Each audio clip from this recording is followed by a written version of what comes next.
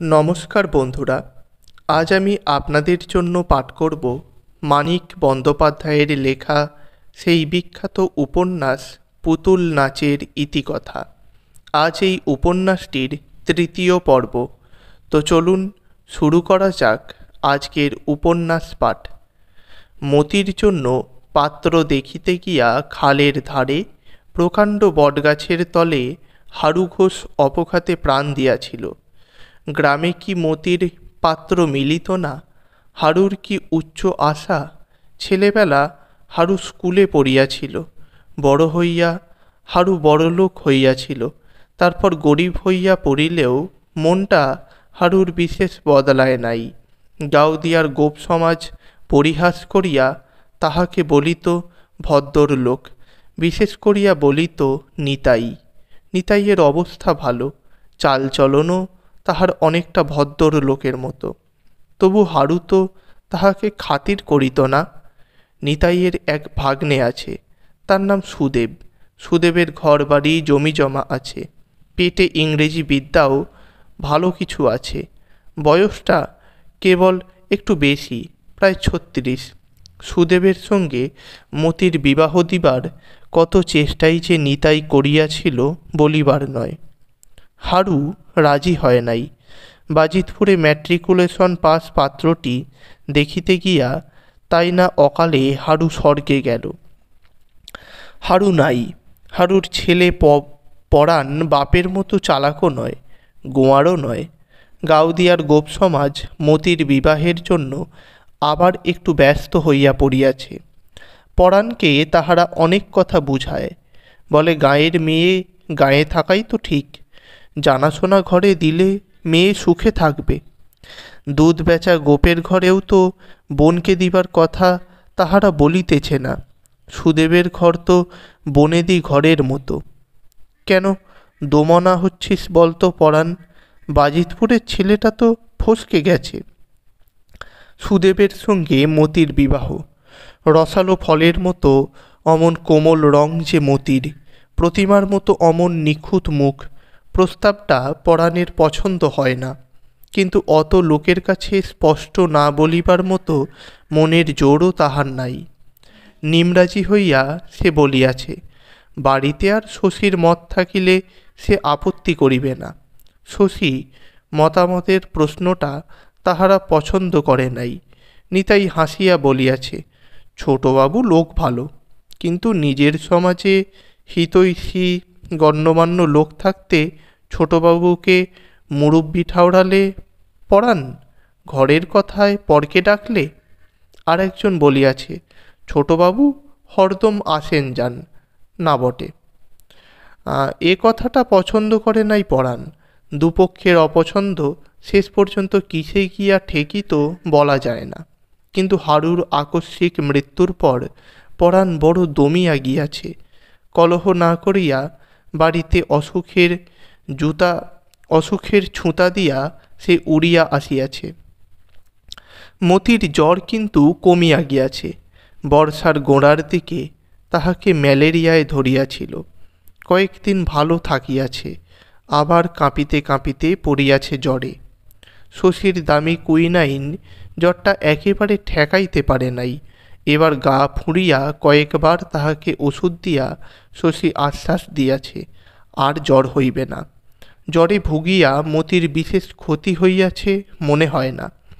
Malaria ধরিবার আগে হঠাৎ সে মোটা হইতে আরম্ভ করিয়াছিল। মাঝে মাঝে জ্বরে পড়িয়া এটা বন্ধ হইয়া গিয়াছে। মতির সুন্দর গড়নটি চর্বিতে ঢাকিয়া গেলে বড় আফসোসের কথা হইত।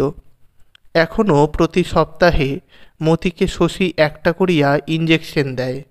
সকালে বাড়িতে যে কজন রোগী আসে তাদের ব্যবস্থা করিয়া কালো ব্যাগটি হাতে করিয়া সে যখন হারু ঘোষের বাড়ি যায়, হয়তো তখন বেলা হইয়াছে। সমস্ত উঠান ভরিয়া গিয়াছে রোদে। মতির ভীরু শুকনো মুখ দেখিয়া শশী হাসিয়া বলে, এতবার দিলাম, এখনও তোর ভয় গেল না মতি? কোন হাতে নিবি আজ? স্পিরিট দিয়া ঘষিলে মতির বাহুতে ময়লা ওঠে। শশী বলে, বড় নোংরা তুই মতি, গায়ে সাবান দিতে পারিস না? ইঞ্জেকশন দিয়া শশী দাওয়ায় বসে। পরাণ বলে, একটা পরামর্শ আছে ছোটবাবু। বিষয়টা মতির বিবাহ সংক্রান্ত শুনিয়া শশী জাঁকিয়া বসিয়া একটা বিড়ি ধরায়। ছেলের ইশারায় মুখ্যদা সরিয়া আসে কাছে। বুচিও আসিয়া ছেলে কোলে কাছে দাঁড়ায়। কুসুমকে দেখিতে না পাইয়া শশী মনে মনে আশ্চর্য হয়। পূবের ভিটার ঘরখানার ছায়া ঘরের মধ্যেই সংকুচিত হইয়া গিয়াছে। পরাণের কথা শুনিতে শুনিতে প্রতি মুহূর্তে শশী আশা করে পূবের ওই ঘরের ভিতর হইতে হয়তো দু চোখে গাঢ় স্তিমিত ছায়া সঞ্চয় করিয়া কুসুম হঠাৎ বাহির হইয়া আসিবে। পরমাত্মীয়দের এই সভার এক প্রান্তে দাঁড়াইয়া থাকিবে পরের মতো। তার সাড়া পাইয়া কুসুম যে কলসিটা তুলিয়া ঘাটে চলিয়া গিয়াছিল, শশী তাহা কেমন করিয়া জানিবে? পরাণের বক্তব্য শেষ হইলে কুসুম ভিজা কাপড় উঠানের রোদে পায়ের দাগ আঁকিয়া পূবের ঘরের দাওয়ার মধ্যে ডুবিয়া যায়। রান্নাঘরে পোড়া ডালের গন্ধে চারিদিক ভরিয়া যাওয়ার পরও ঘর হইতে সে আর বাহির হয় না। মোক্ষদার রূঢ় বাক্যস্রোতে তারপর কিছুক্ষণের জন্য মতির বিবাহের সমস্যা ভাসিয়া যায়। রান্নাঘরের দরজা দিয়া অপরাধী ডালের হাঁড়িটা উঠানে আসিয়া আছড়াইয়া পড়িতে আজ যে আবার ও প্রসঙ্গ উঠিবে সে সম্ভাবনা থাকে না। শশী ভাবে, সকলের কাছে কত বকাবকি বউটা না জানি শুনিবে। মোক্ষদা, বুচি, মতি সকলেই হৈ হৈ করে। ও ঘর হইতে মুমূর্ষু পিসি চেঁচায়, কি হলো রে বুচি, কি হলো রে মতি? চুপ করিয়া থাকে শশী। সকলকে চুপ করাইতে গিয়া পরাণ হল্লা আরও বাড়ায়। কিন্তু কি নির্বিকার কুসুম! রাগের মাথায় ডালের হাঁড়িটা যে উঠানে ছুঁড়িয়া দিয়াছে, সে হাসি মুখে বাহিরে আসে, দাঁড়ায় শশীর সামনে, বলে, জ্বর এলো নাকি? দেখুন দেখি ছোটবাবু। শশী নাড়ি ধরিয়া বলে, জ্বর আসেনি বউ, মাথা ধরেছে যে। কতক্ষণ ধরে জলে ডুবিয়েছ তুমিই জানো, মাথার দোষ কি? কুসুম মাথা নাড়িয়া বলে, হুম, আমার ঠিক জ্বর আসছে, আমি গিয়ে শুলাম। জালো মতি, আজ তুই রাঁধবি, যা। কুসুম ঘরে গিয়া শুইয়া পড়ে। কিন্তু শুইয়া কেন থাকিতে পারিবে এই চঞ্চলা নারী? খানিক পরে উঠিয়া আসিয়া না বলিতেই পরাণকে এক ছিলিম তামাক দিয়া সে অদূরে বসিয়া পড়ে। সুদেবের সঙ্গে মতির বিবাহে শশীর মত নাই শুনিয়া বলে, কেন গো ছোটবাবু, সুদেব পাত্তর কি এমন মন্দ? পুরুষ মানুষের আবার বয়স, সতীন কাঁটা তো নেই, ঘরে পয়সা আছে লোকটার, মেয়ে সুখে থাকবে। শশী বলে, হাড়ু কাকার অমত ছিল, সেটা তো ভাবতে হবে। কুসুম বলে, তিনি স্বর্গে গেছেন। আর কিছু কুসুম বলে না। শশী তাহাকে বুঝাইবার চেষ্টা করে, সুদেব লোক ভালো নয়, মতির সঙ্গে সুদেবকে মানায় না। কুসুম বোঝে কি না কে জানে। মোক্ষদার খড় দৃষ্টিপাতে মাথার ঘোমটা আর একটু টানিয়া দিয়া নিশ্চল প্রতিমার মতো বসিয়া থাকে। শশী বাড়ি যাওয়ার জন্য উঠিলে সে আবার মুখ খোলে, বলে, পিসিকে এবার দেখে যান ছোটবাবু, বুড়ি কাঁদতে নেগেছে। শশী একটু লজ্জা পায়। মরণাপন্ন পিসিকে দেখিয়া যাওয়ার কথা প্রায়ই তাহার মনে থাকে না। পিসির মরণ এতদূর সুনিশ্চিত যে তার সম্বন্ধে করিবার এখন আর কিছুই নাই। তাই কি শশী ভুলিয়া যায় আজও পিসি বাঁচিয়া আছে? বড় বাঁচিবার সাধ পিসির। পিসি মরিলে যে কাঠ দিয়া তাহাকে পোড়ানো হইবে, তাহার ঘরেরই অর্ধেকটা জুড়িয়া সেগুলি সাজাইয়া রাখা হইয়াছে। মাথার দিকে ঘরের কোণে দাঁড় করানো পাটকাঠির বোঝা হইতে পিসি এখনো পচা পাটের গন্ধ পায়। এক আটি পাট ধরাইয়া পিসির মুখাগ্নি করিবে পরাণ। মাথার চুল পিসির অর্ধেক ঝরিয়া গিয়াছে। দেহের লোল চামড়ার তলে মাংস আছে কি না বোঝা যায় না। পিসি তবু বাঁচিবেই। চুপি চুপি সে শশীকে বলে, ও বাবা শশী, বই দেখে ওষুধ দিও বাবা, দামি ওষুধ দিও। দামের জন্য ভেবো না বাবা, সেরে উঠি, ওষুধের দাম তোমার আমি মিটিয়ে দেব। বলে, আমার যা কিছু আছে সব তোমাকে দিয়ে যাব, তুমি ভালো করে আমার চিকিৎসা করো। তবু শশী প্রায়ই ভুলিয়া যায় পিসি বাঁচিয়া আছে। ইঞ্জেকশন দিবার সময় প্রত্যেকবার শশী মতিকে বলিয়াছে, আর তোর জ্বর হবে না মতি। শশীর আশ্বাস সত্য হইল। এবছরের মতো মতিকে ম্যালেরিয়া ছাড়িয়াছে।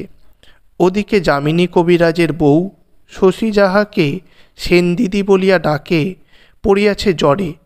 যামিনী বিখ্যাত কবিরাজ, বহু দূরবর্তী গ্রামে তাহাকে চিকিৎসার জন্য ডাকা হয়।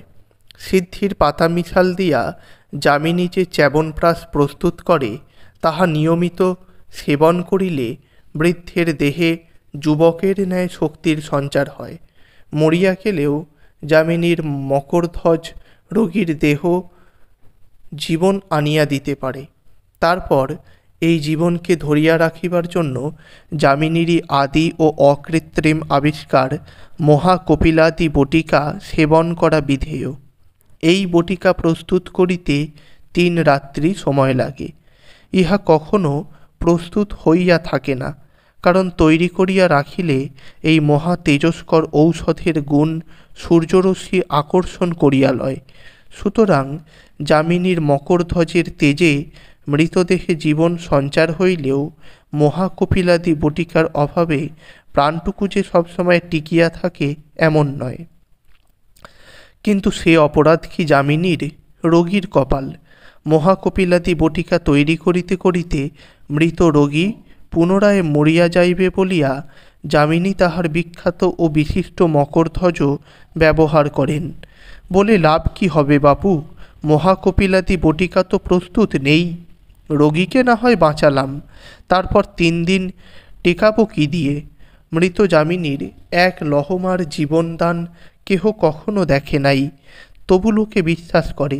1জন 2জন নয়, অনেকে। যামিনী কবিরাজের বউ কিন্তু কখনো স্বামীর ওষুধ খায় না। অসুখ হইলে এতকাল সে বিনা চিকিৎসাতেই ভালো হইয়াছে, এবার জ্বরে পড়িয়া শশীকে ডাকিয়া পাঠাইল।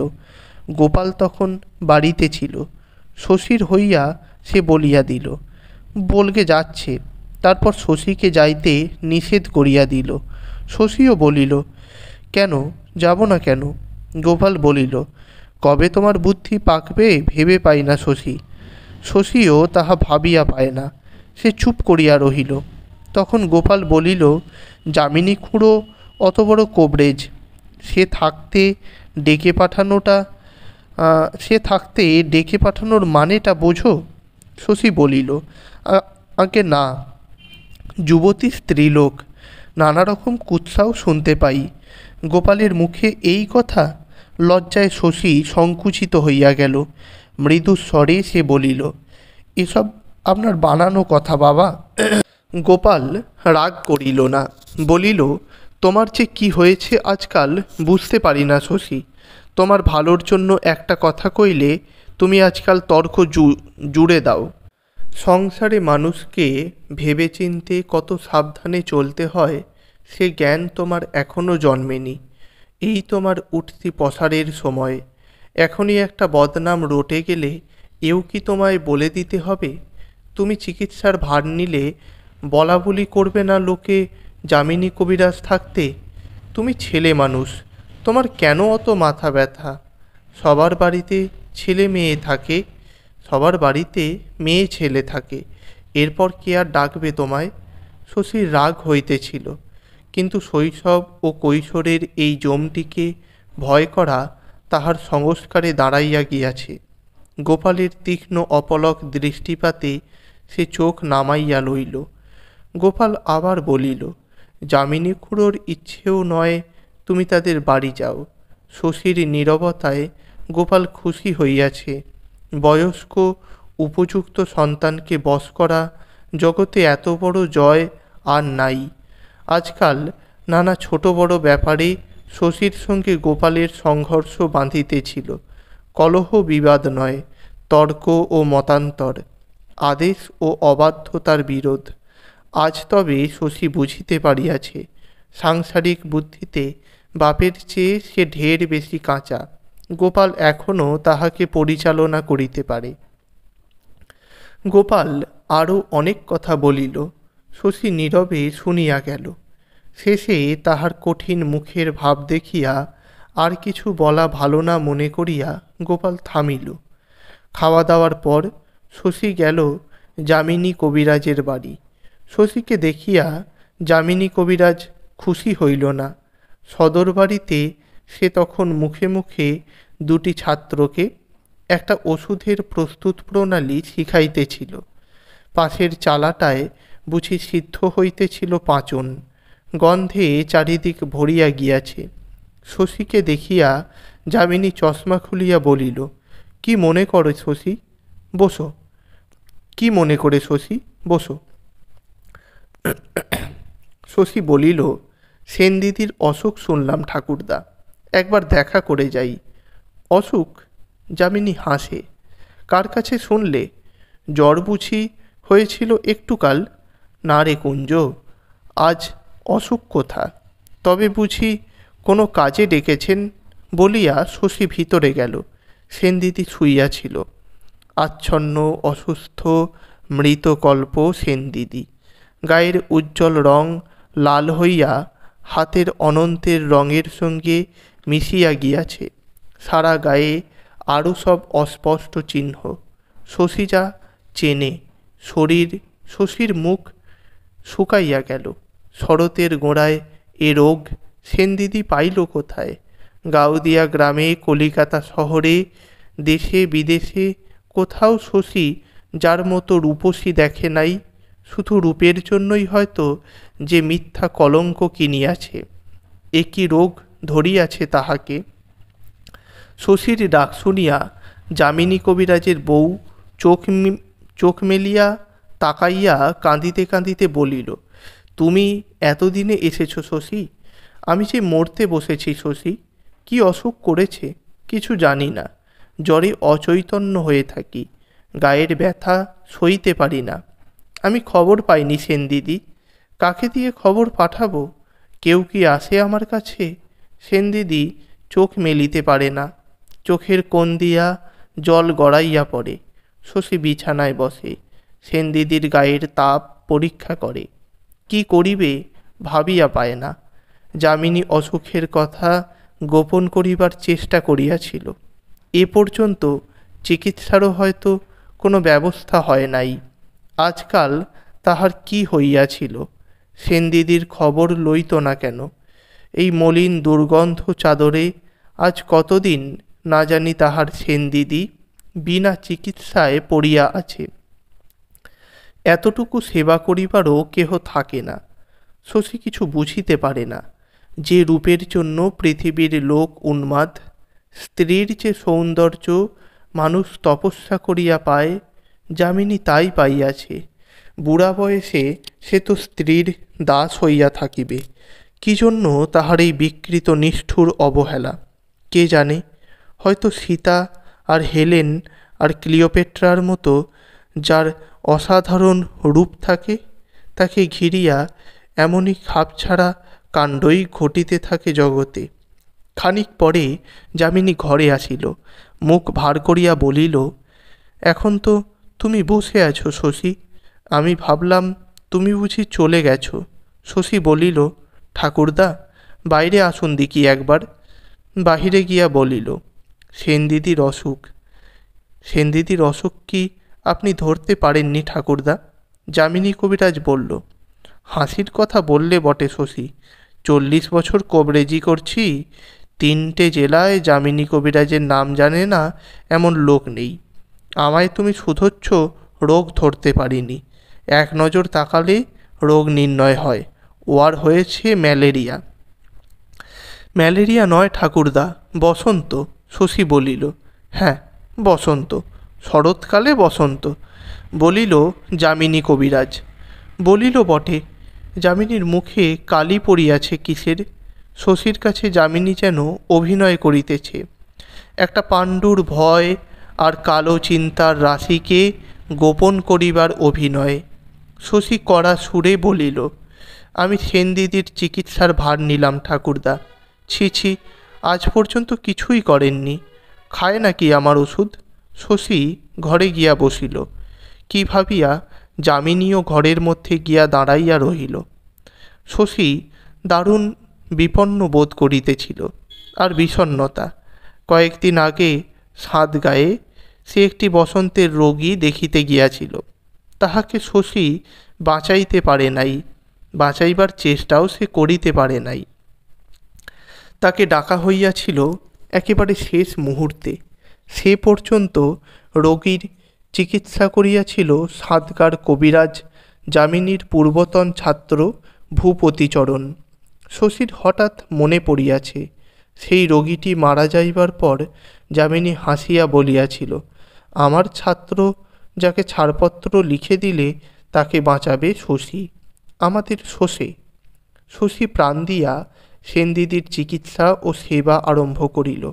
অন্য রোগীরা তাহাকে ডাকিয়া পায় না। বাড়িতে কারো জ্বরজ্বালা হইলে চোখের পলকে পরীক্ষা শেষ করিয়া সে ওষুধ দেয়। না না বলিলে আর খবর নেয় না। বন্ধু বান্ধব আত্মীয় স্বজন সকলকে সে অবহেলা করে। যায় না হারু ঘোষের বাড়ি বিনা কাজে, অথবা মতিকে ইঞ্জেকশন দিতে। কুসুম ভাবিল, শশী বুঝি রাগ করিয়াছে। তালবনের তালপুকুরে পদ্ম তুলিতে গিয়া মতি আশা করিতে লাগিল, ছোটবাবু আজ নিশ্চয় আসবে, ছোটবাবুকে একডালা পদ্ম দেব। কিন্তু কুসুমের মনে শশীর উপর রাগ কমিল না। মতির পদ্মফুলের বিচি দিয়া রাঁধা হইল তরকারি। শুধু সেনদিদির ব্যবস্থা করিতে হইলে শশী হয়তো চারদিকে তাকানোর সময় পাইত। চিকিৎসা আরম্ভ করিয়া এ বাড়িতে গোপালের এবং ও বাড়িতে যামিনীর উপদেশ, সমালোচনা ও বাধাদানের বহরে সে বিপন্ন ও বিব্রত হইয়া রহিল। ব্যাপারটা সে ভালো বুঝিতে পারে না। সময় সময় তাহার মনে হয় তাহার চিকিৎসায় ওদের শ্রদ্ধা নাই। এই কথাটা এমনিভাবে প্রকারান্তরে তাহাকে জানাইয়া দেওয়া হইতেছে, কিন্তু চিকিৎসার আর কোনো ব্যবস্থা তো নাই। ভালো হোক মন্দ হোক, তার চিকিৎসাকে ছাঁটিয়া ফেলার মধ্যে যুক্তি আছে কোনখানে? আমার ওষুধ খায় না বলিয়া যামিনী নিজে চিকিৎসা করিতে রাজি নয়। ওরা মারিয়া ফেলিতে চায় নাকি সেনদিদিকে? তাই বা কেন চাহিবে? তাছাড়া যামিনীর এই লজ্জাকর পাগলামিতে গোপাল এভাবে সাহায্য করিতেছে কেন? তার স্বার্থ কী? ব্যাপার যত রহস্যময় হোক, শশী একা সেনদিদির 3টি জমের সঙ্গে লড়াই করিতে লাগিল। যামিনীকে সে জিজ্ঞাসা করে, বড় গোল শিশির ওষুধ কি হলো ঠাকুরদা? যামিনী বলে, 3 দাগ ছিল না, খাইয়ে দিয়েছি। কি যে ওষুধ তোমার শশী, সব ওষুধে হয় মদ, নয় সিরাপের গন্ধ। শশী সভয়ে বলে, খাইয়ে দিয়েছেন? গোল শিশির ওষুধটা খাইয়ে দিয়েছেন? তা দিলাম বই কি, ছটফট করছিল দেখে ভাবলাম তোমার রুগী তোমার ওষুধ দিই খাইয়ে। শশী রাগ করিয়া বলে, রোগী আমার নয় ঠাকুরদা, আমি চললাম, আপনাদের যা খুশি করুন। সে একরকম চলিয়াই আসে। বাড়ির বাহিরে গিয়া গতি শ্লথ করিয়া দাঁড়ায়। মনে পড়ে সেনদিদির ভীরু কাতর চাহিনী, একান্ত নির্ভরতা। শশী আবার ফিরিয়া যায়, বলে, ওটা যে গুটি বসাবার ওষুধ, 7 দিন আগে ও ওষুধটা দিয়েছিলাম, আপনি জানতেন না। যামিনীর মুখে কয়েকদিনে সম্ভবত দুশ্চিন্তায় শুকাইয়া পাংশু হইয়া গিয়াছে। সে চোখ মিটমিট করিয়া বলে, আমি কোবরেজ মানুষ, তোমাদের ওষুধের আমি কি জানবো ভাই? আমি তো কিছুই জানি না। জানেন না তো আমায় না বলে ওষুধ খাওয়ালেন কেন? আপনিই মারবেন ঠাকুরদা সেনদিদিকে, গুটি পাকছে। এখন আপনি খাইয়ে দিলেন গুটি বসানোর ওষুধ। যামিনী কথা কয় না। শশী একটু নরম হইয়া বলে, বড় অন্যায় করেছেন ঠাকুরদা, আর যেন এমন করবেন না কখনো। যামিনী বলে, আমার একটা ওষুধ খাইয়ে দেবে শশী, তাড়াতাড়ি যাতে গুটি পাকে। শশী তৎক্ষণাৎ সন্দিগ্ধ হইয়া বলে, খাইয়েছেন নাকি কিছু? আপনার ওষুধ? না, আমার ওষুধ খায় না। তার মানে চেষ্টা করেছিলেন খাওয়াবার? উদ্ভ্রান্ত যামিনী এবার খেপিয়া যায়। যদি করে থাকি, হ্যাঁ হে শশী, যদি করেই থাকি, তোমারও সব মদ আর সিরাপে আমি বিশ্বাস করি না বাপু। চিকিৎসা হচ্ছে, এই যদি তোমার বসন্তের চিকিৎসা হয়, পুঁথিপত্র খালে ভাসিয়ে ঘরের ছেলে ঘরে গিয়ে বসগে যাও।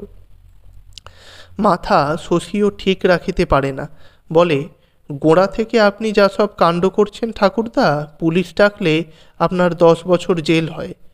যামিনী বিবর্ণ মুখে বলে, কি করলাম আমি? চিকিৎসা হচ্ছে তোমার, আমি তো একটা বড়িও খাওয়াইনি আমার। শশী আর কথা কাটাকাটি করে না। এ পাগলের সঙ্গে ঝগড়া করিয়া লাভ কি?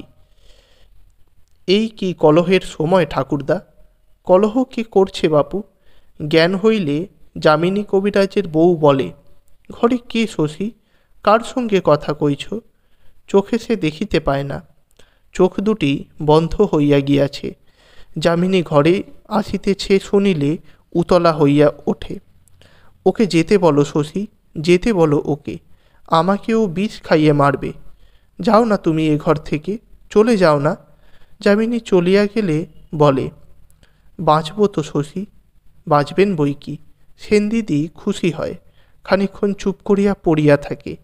শশী কি জানে না, কি অসহ্য তাহার যাতনা।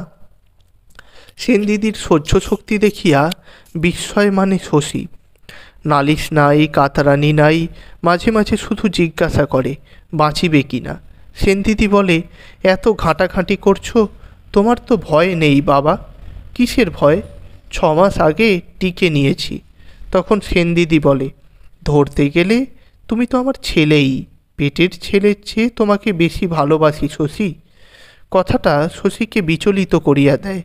সেনদিদি যে তাকে ভালোবাসে সে তা জানে 12 বছর বয়স হইতে। কথাটা বলিবার ভঙ্গি তাহাকে অভিভূত করিয়া রাখে। কেমন একটা বালকত্বের অনুভূতি হয় এক অসুস্থ গ্রাম্য নারীর আবেগপূর্ণ কথায়, পেটের ছেলের চেয়ে ভালোবাসে। এ কথার অর্থ কি? সেনদিদির তো ছেলে মেয়ে হয় নাই কখনো। একদিন সেনদিদির শিয়রে সারা রাত জাগিয়া ভোরবেলা বাড়ি ফেরার সময় বাড়ির সামনে শিউলি গাছটার তলায় মতিকে শশী ফুল কুড়াইতে দেখিল। শশী যায় না বলিয়া মতি বুঝি ব্যাপার বুঝিতে আসিয়াছে। শিউলি গাছটা ঝাঁকিয়া ফুল ঝরাইয়া শশী জিজ্ঞাসা করিল, তুই কবে টিকে নিয়েছিলি রে মতি? টিকে নিইনি তো। নিসনি কেন? টিকে নিতে কি হয়েছিল? দাঁড়া, আজ তোদের বাড়ি শুদ্ধ সকলকে টিকে দিয়ে আসব। পাড়ায় বসন্ত হয়েছে, খবর রাখিস? মতি অবিশ্বাসের হাসি হাসিয়া বলে, টিকে নিলে কি হবে? মা শেতলার কৃপা হবার হলে হবেই গো ছোটবাবু, হবেই। তোর মাথা হবে। শিশিরে এক পশলা বৃষ্টির মতো চারিদিক ভিজিয়া আছে। মতির বিবর্ণ পাড় শাড়ি আধ ভেজা কাপড়ের মতো কোমল দেখাইতেছিল। শশীর মনে হয় শাড়ির নমনীয় স্পর্শে মতি ভারী আরাম পাইতেছে। সকালবেলা রাত জাগা চোখে মতিকে যেন তার বয়সের চেয়ে অনেক বড় মনে হইতে লাগিল।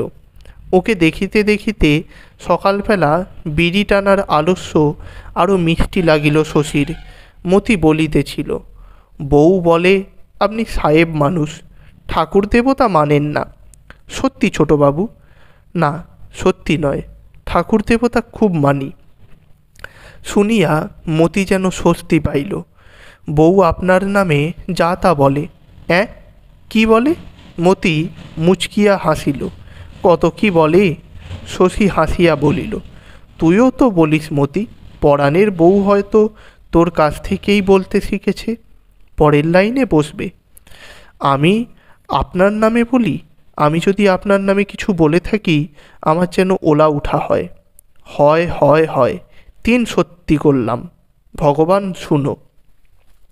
শশী অবাক হইয়া বলিল, তুই তো আচ্ছা রে মতি, সকালবেলা ফুল তুলতে তুলতে ওলা উঠার নাম করছিস? মতি এবার রাগ করিয়া বলিল, আমার যেন হয়। রোদ বাড়িলে মতি বাড়ি গেল। শশী ভাবিল, এমন গেঁয়ো স্বভাব, দেখতে তো গেঁয়ো নয়। আর মতি ভাবিল, শেষের দিকে ছোটবাবু আমাকে কি করে দেখছিল, আমাকে দেখতে দেখতে কি ভাবছিল ছোটবাবু। হারু ঘোষের বাড়ির সামনে বেগুন গাছগুলি এখন খুব সতেজ। কয়েকটা গাছে কচি কচি বেগুনও ধরিয়াছে। বড় ঘরের পাশ দিয়া পেছনের মাঠে তাকাইলে অনেক দূরে কুয়াশা দেখা যায়। দূরত্বই যেন ধোঁয়াটে হইয়া আছে। কুয়াশা মিছে। মতি তৃপ্তি বোধ করে। সকালবেলার সোনালি রোদে তাহার চোখের সীমানার গ্রামখানি দেখিতে অপূর্ব হইয়া উঠিয়াছে বলিয়া নয়। প্রকৃতিতে তাদের এই গ্রামের প্রকৃতিকে মতি এত বেশি করিয়া চেনে যে আকাশের রামধনু ছাড়া তাহার চোখ, তাহার মন কোথাও রং খুঁজিয়া পায় না। নাকের সামনে কচি কিশলয়ের মৃদু হিন্দোল কোন কাঁচা মনকে দোল দেয় কে জানে। মতির মনকে দেয় না। সর্বাঙ্গের শুভ্রতায় তালগাছের রহস্যময় ছায়া মাখিয়া মাখিয়া তালপুকুরের গভীর কালো জলে হাঁস সাঁতার দেয়। তাদের গায়ে ঠেকিয়া লাল ও সাদা শাপলাগুলি জলে ডুবিয়া ভাসিয়া ওঠে। চারদিকের তীর ভরিয়া কলমি শাকের ফুলগুলি বাতাসে যেন কেমন করিয়া থাকে। আকাশে ভাসে উজ্জ্বল সাদা মেঘ আর বন্য কপোতের ঝাঁক। শালিক পাখি উড়িবার সময় হঠাৎ শীষ দেয়। অল্প দূরে কাতৌড়া পাখির পাঠশালা বসে। বাতাসে থাকে কত ফুল, কত মাটি, কত ডোবার মেশানো গন্ধ। মতি কিছু দেখে না, কিছু শোনে না, কিছু শোকে না।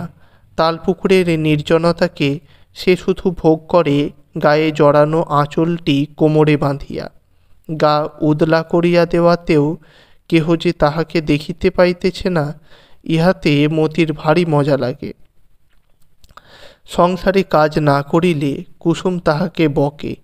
তালপুকুরের ধারে কাজ ফাঁকি দেওয়া আলস্যটুকু মতি ভোগ করে ভবিষ্যতের চিন্তা করিতে করিতে।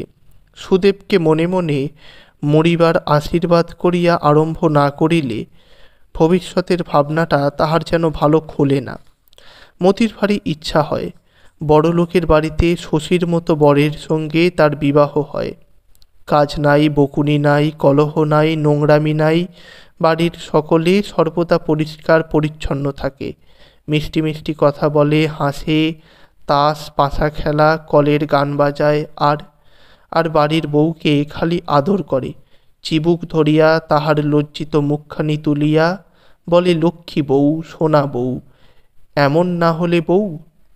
বলে, বাড়ি আলো হলো। স্বপ্ন মতির অফুরন্ত। মস্ত একটি ঘরের এক কোণে সে বসিয়া আছে। সর্বাঙ্গে তাহার ঝলমলে গহনা, পরনে ঝকঝকে শাড়ি, ঘোমটার মধ্যে চন্দন চর্চিত। মতির মুখখানি কি লজ্জায় রাঙা। আনন্দে সে ছোট ছোট নিঃশ্বাস ফেলিতেছে আর শুনিতেছে ঘরের বাহিরে বড় লোকের বাড়ির প্রকাণ্ড সংসারের কলরব। শশীর বোনের মতো পাড়ার কে যেন একটি মেয়ে মতির সঙ্গে ভাব করিয়া গেল। যামিনী কবিরাজের বউয়ের মতো সুন্দরী একটি মহিলা। মতির বোধ হয় সে ননদী হইবে। পানের বাটা সামনে দিয়া বলিল, পান সাজো বউ, ও সোনা বউ, পান সাজো। তারপর কে বলিল, বউমাকে খেতে দে তোরা কেউ একজন। যেই বলুক, তালপুকুরের ধারে প্রকৃতির মহোৎসব হইতে বাড়ি ফেরার সময় মতির আবার তীব্রভাবে ইচ্ছা সুদেব বেটা মরিয়া যাক। কুসুমের সঙ্গে আজকাল প্রায়ই ঝগড়া বাঁধে মতির। সকলের অগোচরে মতিকে কুসুম শশীর কথা তুলিয়া অন্যায় পরিহাস করিতে আরম্ভ করিয়াছে বলে শশীর খারাপ লাগছে মতি, তাই চুপ করে বসে রয়েছিস। আহা 60, ছোটবাবুকে ডাকবো, পরীক্ষে করে ওষুধ দেবে। মতি বলে, কেন লাগতে এলি বউ, আমি তোর কি করেছি? কুসুম বলে, চোখ ছলছল করছে, দেখলে ছোটবাবুর বুক ফেটে যাবে। মতি বলে, জমের অরুচি, মর, তুই মর। কুসুম তবু বলে, জানিস তো মতি, রাতে তোর কথা ভেবে ছোটবাবুর ঘুম হয় না। বসে বসে মালা জপ করে, মতি মতি মতি। সুদেবের সঙ্গে তোর নিকে হয়ে গেলে ছোটবাবু তালপুকুরে ডুবে আত্মহত্যা করবে। তাই তালপুকুরে ডুবে মর, মরে শাঁকচুন্নি হয়ে যায়। মতি স্থান ত্যাগ করিতে যায়। কুসুমের সঙ্গে সে কথায় পারিবে কেন? কুসুম তাহাকে রেহাই দেয় না। খপ করিয়া মতির হাতটা সে ধরিয়া ফেলে। মুখের কাছে মুখ লইয়া গিয়া অপলক চোখে তারা স্থির রাখিয়া কথাগুলিকে দাঁতে কাটিয়া কাটিয়া বলে, লজ্জা নেই তোর? এত বড় ধেড়ে মেয়ে তুই, লজ্জা নেই তোর? পেটে ভাত জোটে না, গয়লার মুখ্যু মেয়ে তুই। ছোটবাবুর তুলনায় তুই ছোট লোক ছাড়া কি? অত তোর পাকামি কিসের? অমন করিস বলেই তো বিরক্ত হয়ে ছোটবাবু আর আসে না। তারপর মতি কুসুমের হাত দেয় কামড়াইয়া। তাহাকে ছাড়িয়া দিয়া দংশিত হাতখানা ঘুরাইয়া ফিরাইয়া কুসুমের দাঁতের দাগগুলি ভালো করিয়া দেখে। কামড়ালি? আমাকে তুই কামড়ালি? দাঁড়া, তোর আমি কি করি দেখ। কি করিবে? কুসুম তাহার কি করিবে? বুক দূর দূর করে মতির। ছোটবাবুকে যদি বলিয়া দেয়? মতির মনে হয় সে কুসুমের হাতে কামড়াইয়া দিয়াছে শুনিলে ছোটবাবু ভয়ানক রাগ করিবে। খানিক পরেই সে কুসুমের আশেপাশে ঘোরাফেরা আরম্ভ করিয়া দেয়। একসময় সাহস করিয়া বলে, লেগেছে বউ? দেখি। কুসুমের ক্ষমা নাই।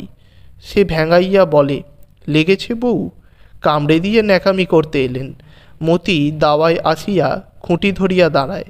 ভাবে, বউ কি ভীষণ মেয়ে, ও ঠিক বলে দেবে। পিসির ঘরের খোলা দরজা দিয়া পিসিকে দেখা যায়। পিসির আজকাল কথা বন্ধ হইয়া গিয়াছে। কথা বলিতে গেলে গলায় ফ্যাঁস ফ্যাঁস আওয়াজ হয় মাত্র, কিছুই সে বলিতে পারে না। মতিকে দেখিয়া সে হাতের ইশারায় তাহাকে কাছে ডাকে।